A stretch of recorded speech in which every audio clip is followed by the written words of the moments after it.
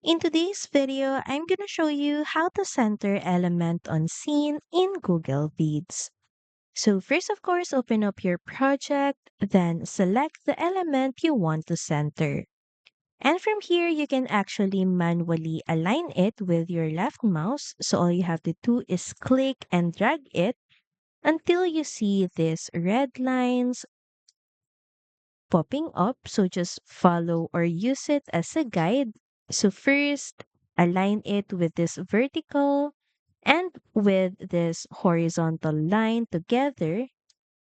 And once both lines appear, release your mouse and your object will be placed at the center. Another method is by first selecting your element or object, then right click on it and look for an option called Center on Scene. And here first click horizontally.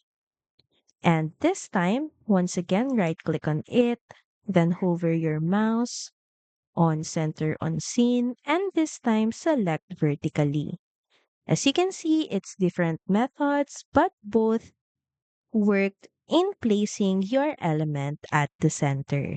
So that's it. Thank you for watching this video and see you again on the next one.